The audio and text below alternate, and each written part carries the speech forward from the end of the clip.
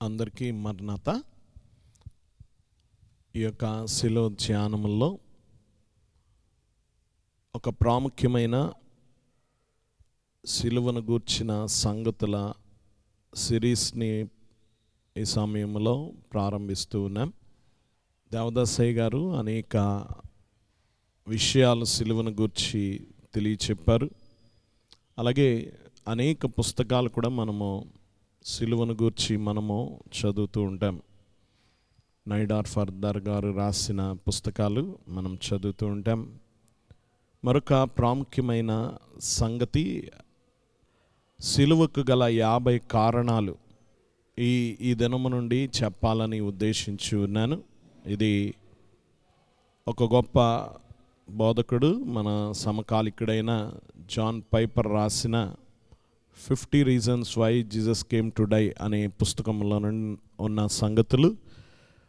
ఈ సిలువకు గల 50 కారణాలు బైబిల్ గ్రంథంలో నుండి చూపించాలని వారు రాసిన పుస్తకంలో నుండి ఒక్కొక్క రోజు ఒక్కొక్క సంగతి తెలియచెప్పాలని నేను కోరుచూ ఉన్నాను. కార్యక్రమం ప్రారంభించుకుందాం, ప్రార్థన చేసుకుందాం. మహోన్నతుడా, సర్వోన్నతుడా, నీ కృపకై వందనాలు. ఈ సమయంలో నీ సిలువను మేము నిదానించి చూచుచూ ఉన్నాం, సిలువ ధ్యానములో ఉన్నాం. దేవా, నువ్వు పైకి ఎత్తబడినప్పుడు ఆకర్షిస్తానని నువ్వు సెలవిచ్చావు. అరణ్యములో మోసే సర్పముని ఎలాగెత్తునో మనుష్య కుమారుడు పైకెత్తబడినప్పుడు అందరిని ఆకర్షిస్తానని నువ్వు సెలవిచ్చావు గనక ఈ సమయంలో నీ సిలువను నిదానించి చూచుచు సిలువకు గల కారణాలు మేము పరిశోధించుచు నీ లేఖనాల్లో నుంచి పరికించుచు ఉండగా దేవా, నీ పరిశుద్ధాత్మ వెలుగు ఈ లేఖనాల మీద మీరు ప్రసరింపచేసి అందులో ఉన్న సత్యాలు మేము గ్రహించుటకు సహాయం చేయమని దేవా, మా హృదయము వాటన్నిటిని గ్రహించు జ్ఞానమును మాకు అనుగ్రహించమని యేసు నామమును వేడుకొనుచున్నాం తండ్రి, ఆమేన్. ప్రియులారా, యేసు మరణించుటకు గల 50 కారణాల్లో మొదటి కారణము లేక మొదటి హేతువ అనేది మనం చూస్తూ ఉన్నాం. యేసు మరణించుటకు గల మొదటి హేతువేదనగా దేవుని ఉగ్రత తన యందు భరించుటకై. దేవుని ఉగ్రత తన యందు భరించుటకై. గలతీ పత్రిక 3వ అధ్యాయము 13-14 వచనాల్లో క్రీస్తు మన కోసం శాపమై మనలను ధర్మశాస్త్రం యొక్క శాపము నుండి విమోచించెను. ఇందును గూర్చి మ్రాను మీద వ్రేలాడిన ప్రతి వాడును శాపగ్రస్తుడు అని రాయబడి ఉన్నది. అలాగే మరొక వాక్యాన్ని మనం చూస్తే రోమాపత్రిక 3:25లో పూర్వము చేయబడిన పాపములను దేవుడు తన ఓరిమి వలన ఉపేక్షించినందున ఆయన తన నీతిని కనపరచవలనని క్రీస్తు యేసు రక్తమునందలి విశ్వాసము ద్వారా ఆయనను కరుణాధారముగా బయలుపరచెను.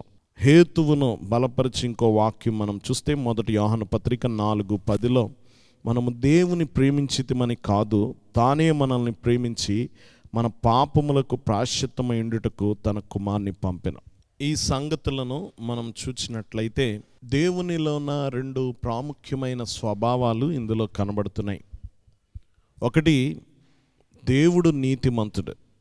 2, దేవుడు న్యాయస్థుడు. దేవుడు నీతిమంతుడు. రెండోది, ఆయన ప్రేమ కలిగిన వాడిగా మనం చూస్తూ ఉన్నాం.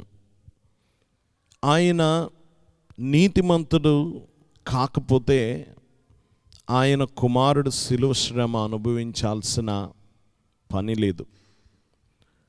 ఆయన ప్రేమ కలిగిన వాడు కాకపోతే ఆయన కుమారుడు తన కుమారుడిని శిలువకు అప్పగించి ఆయనను శిలువ మీద బలర్పించాల్సిన పని కూడా లేదు. ఆయన దానికి ఇష్టపడేవాడు కాడు. కాబట్టి దేవుడు న్యాయవంతుడు. రెండోది, ఆయన ప్రేమ కలిగిన వాడు కూడా. అందుకే న్యాయము దేనిని కోరుకున్నదో అది ప్రేమ ద్వారా సమకూర్చాడు. న్యాయము మరణాన్ని కోరుకుంటే ఆ మరణము తన కుమారుని ద్వారా తన ప్రేమను బట్టి సమకూర్చాడు. దేవుని న్యాయము కోరుకున్నది ఏమిటో ద్వితీయోపదేశ కాండము 6:5 మనం చూస్తాం. ద్వితీయోపదేశ కాండము 6:5 నీ పూర్ణ హృదయముతోనూ, నీ పూర్ణ ఆత్మతోనూ, నీ పూర్ణ శక్తితోనూ నీ దేవుడైన యెహోవాను ప్రేమింపవలెను. ఇది ఆయన ధర్మశాస్త్రము కోరినది, లేక ఆయన నీతి కోరినది, లేక ఆయన న్యాయము కోరేది. మానవుడు దేవుణ్ణి ప్రేమించాలి సంపూర్ణముగా. కానీ మానవుడు దేవుని కాక ఇతర విషయములు ప్రేమించుట ప్రారంభించాడు, ఇతర విషయాలకి ప్రాధాన్యమిచ్చుట ప్రారంభించాడు. కాబట్టి వాటిని పూనుకోవడమే దేవుని ప్రేమించుట కాక మరి ఇతరమైన వాటిని పూనుకోవడమే పాపము. రోమా 3:23 అందరూ పాపము చేసి దేవుడు అనుగ్రహించు మహిమను పొందలేకపోతున్నారు అని పౌలు చెప్తూ ఉన్నాడు. మనం దేని యందు ఎక్కువ సంతోషిస్తామో దాన్ని మహిమపరుస్తాం. మనము దేవుని మహిమపరచుటలేదు, మనం దేవుని ఎంత మాత్రం మహిమపరచుటలేదు. అందువలన పాపము అనేది వచ్చింది. అయితే పాపము సామాన్యమైంది కాదు, చిన్నది కాదు. పాపం స్వల్పమైంది కాదు పాపం. ఎందుకంటే మనము ఈ పాపం వల్ల దేవుణ్ణి అవమానపరుస్తున్నాం. గమనించండి, మనము ఎంతటి అధికారాన్ని అవమానపరిచామో ఆ అధికారమును బట్టి దాని స్థాయి పెరిగిపోతుంది, మన అవమానం యొక్క స్థాయి. ఉదాహరణకి ఒక చిన్న బిడ్డను ఒక చిన్న తిడితే అది చిన్నగా ఉండొచ్చు, కానీ పెద్దవారిని తిడితే దాని స్థాయి పెరిగిపోతుంది. అదే మాట, కానీ దాని అవమానం పెరిగిపోతుంది.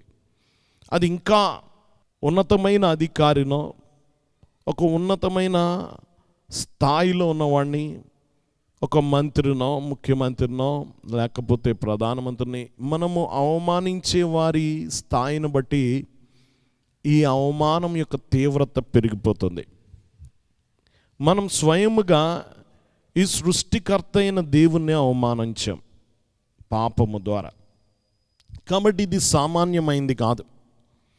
గమనించండి, సామాన్యమైన పాపం కాదు, అతిపెద్ద పాపం. ఎందుకనగా అవమానపరచబడిన వాని యొక్క స్థాయిని బట్టి పాపం యొక్క తీవ్రత పెరిగిపోయింది.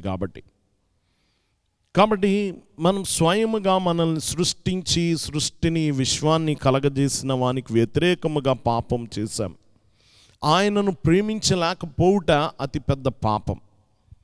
ఈ ద్రోహం వలన దేవునికి అపకీర్తి, అలాగే మన ఆనందాన్ని పూర్తిగా పోగొడుతుంది ఈ పాపం. దేవుడు న్యాయవంతుడు గనక మన పాపము దాచిపెట్టలేడు, మన పాపాన్ని ఒక కంబళి కింద దాచిపెట్టలేడు. కానీ దానికి వ్యతిరేకంగా ఒక పరిశుద్ధమైన ఉగ్రత కలిగి ఉన్నాడు. ఆ ఉగ్రత ఏమిటో మనం చూస్తాం. రోమపత్రిక 6:23 పాపం వలన వచ్చు జీతం మరణము. ఈ పాపానికి శిక్ష మరణం. హెస్కేల్ 18:4 కూడా పాపం చేయవాడు ఎవడో వాడే మరణమునందును, పాపానికి శిక్ష మరణం. కాబట్టి ఈ శిక్ష మరణమే స్వయంగా. ఈ పాపము మీద శాపం అనేది చుట్టుకొని ఉంది, అది మరణం అనే శాపం. ఆయన శిక్షించకపోతే ఆయన న్యాయస్థుడు కాడు. ఆయన న్యాయవంతుడు, నీతిమంతుడు అన్న మాట ఆయనకి సరిపోదు ఒకవేళ శిక్షించకపోతే గనక. కాబట్టి ఇది చాలా భయంకరమైన పాపం. గలతీ 3:13 క్రీస్తు మన కొరకు శాపమై మనలను ధర్మశాస్త్రం యొక్క శాపము నుండి విమోచించెను. మన కొరకు ఆయన శాపమయ్యాడు. దేవుడు చేసింది ఏమిటి అంటే, పాపభూయిష్టమైన మానవ జాతిని చుట్టుకొని ఉన్న శాపమును గూర్చి దేవుని ప్రేమ నెమ్మది లేకుండా ఉంది. ఆయన న్యాయవంతుడు గనక శిక్షించాల్సిందే, కానీ ఇంకో ప్రక్క ఆయన అమితమైన ప్రేమ కలిగిన వాడు గనక ఆయన రక్షించడానికి ఆ శాపము కొరకు ఒక ప్రత్యామ్నాయాన్ని దేవుడు చూపించాడు. ఆ ప్రత్యామ్నాయం ఎవరంటే తన కుమారుడే. దేవుని బిడ్డలారా, ఆ ప్రత్యామ్నాయము ద్వారా మనల్ని విమోచించ పూనుకున్నాడు దేవుడు. న్యాయము ఎంత పరిశుద్ధమైనదైనప్పటికీ ఉగ్రత చూపించడానికి ఆయన ప్రేమ ఇష్టపడలేదు. ఆ మరణము మనిషి మీద కుమ్మరించడానికి, ఉగ్రతను కుమ్మరించడానికి ఆయన ప్రేమ ఇష్టపడలేదు. కాబట్టి దేవుడు తన కుమారుడిని ప్రత్యామ్నాయంగా ఇచ్చాడు. ఆ కుమారునియందు విశ్వాసం ఉంచి వారి ఉగ్రత ఆయన భరిస్తున్నాడు. ఎవరైతే గమనించండి, ఆయన యందు విశ్వాసం ఉంచుతారో వారందరి ఉగ్రత ఆయన భరిస్తున్నాడు. అందుకని ఇందాక మనం చదువుకున్నాం రోమా 3:26లో ఆయనను కరుణాధారముగా బయలుపరిచిన దేవుడు. కరుణాధారముగా మన మీద కరుణ చూపించడానికి ఆధారం ఎవరంటే తన కుమారుడు. ఇది చాలా ప్రాముఖ్యమైంది. దేవుని ప్రత్యామ్నాయం తన కుమారుడు యేసుక్రీస్తు ప్రభు. యేసుక్రీస్తు ఆ ఉగ్రత రద్దు చేయలేదు, కానీ తన యందు అది అమలు చేశాడు. ఇది చాలా ప్రాముఖ్యమైనది. ఏంటంటే చాలామంది శిక్ష కొట్టివేశారు అనే మాట మనం వాడుతూ ఉంటాం, కానీ శిక్ష కొట్టివేయబడలేదు, అది అమలు చేయబడింది. ఆ శిక్ష నెరవేర్చబడింది తన కుమారుని యందు. తన కుమారుని మీద ఆ శిక్ష పడింది, మోపాడు. కాబట్టి ఇందువల్ల దేవుని ప్రేమ చాలా గొప్పది, సామాన్యమైంది కాదు. ఈ ప్రేమ ఎంత గొప్పదో మనం తెలుసుకోవాలంటే మన ఉగ్రత ఎంత భయంకరమైందో మనం తెలుసుకోవాలి. దేవుని ఉగ్రత ఎంత తీవ్రమైందో, ఆ ఉగ్రతకు కారణమైన పాపం ఎంత తీవ్రమైందో మనం తెలుసుకుంటే ఆయన ప్రేమ ఎంత గొప్పదో, అది ఎంత మాత్రం అలక్ష్యము చేయదగినది కాదని, అది ఎంత మాత్రం స్వల్పమైనది కాదని మనం ఎరుగుంటాం. అప్పుడు ఎప్పుడైతే ఆ ప్రేమను మనం అర్థం చేసుకుంటామో, మొదటి యోహాను పత్రిక 4:10లో చెప్పినట్లు మనం కూడా చెప్తాం. ఏమనంటే, మనము దేవుని ప్రేమించితిమని కాదు, తానే మనల్ని ప్రేమించి మన పాపములకు ప్రాయశ్చిత్తమై ఉండుటకు తన కుమారుని పంపెను. కాబట్టి ఇది చాలా ప్రాముఖ్యమైన హేతువు. దేవుడు తన కుమారుణ్ణి ఈ ఉగ్రత భరించుటకు పంపించాడు. ఇది మొదటి కారణం. దేవుని సంగమా గమనించండి, ఇది మనం తెలుసుకొని ఆయన ప్రేమను బట్టి మనం స్తుతిద్దాం. అట్టి ధన్యత ప్రభు మనకు అనుగ్రహించును గాక. ఆమెన్.